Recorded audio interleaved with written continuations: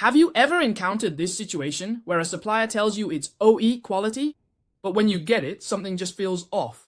Today, I'll teach you a 30-second quick assessment method. No need for laboratory equipment. Wholesalers can do it themselves.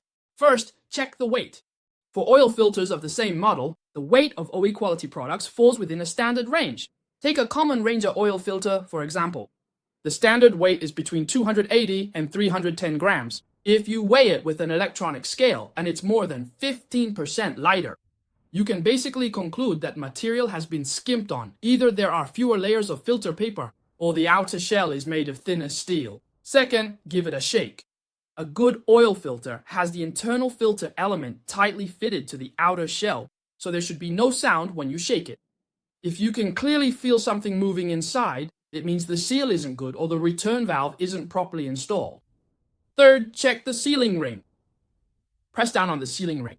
A good silicone ring is highly elastic, bounces back quickly, and has a smooth surface.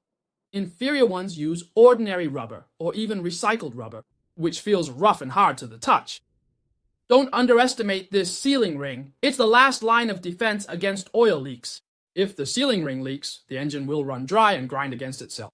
You'll realize how serious it is when the repair shop calls you. Fourth, check the coating on the outer shell. Coastal cities in Australia have serious salt spray issues.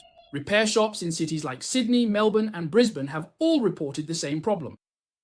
Some filters start to rust on the outside just 3 months after installation. This isn't a matter of overall quality, it's an issue with the coating process. A good outer shell uses an anti-corrosion coating that meets the 240-hour salt spray test standard. Inferior ones might not even pass 48 hours. These evaluation methods sound simple, but in reality, not many wholesalers actually use them. If you master these, when you talk to repair shops, you're not just a parts seller, you're an expert who can help them avoid pitfalls.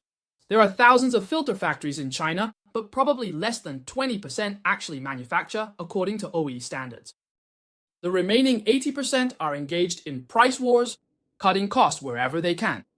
That's not to say that cheaper products are always bad, but if your supplier can't even provide a single burst pressure test report, you need to be careful. At my factory, every batch is shipped with a complete inspection report covering filtration efficiency, burst pressure, flow resistance, and sealing tests.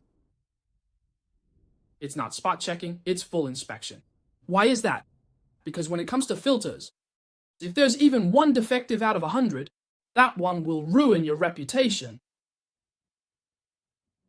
If you have any oil filter samples you're currently using, send me the model number and I'll help you do a quality parameter comparison.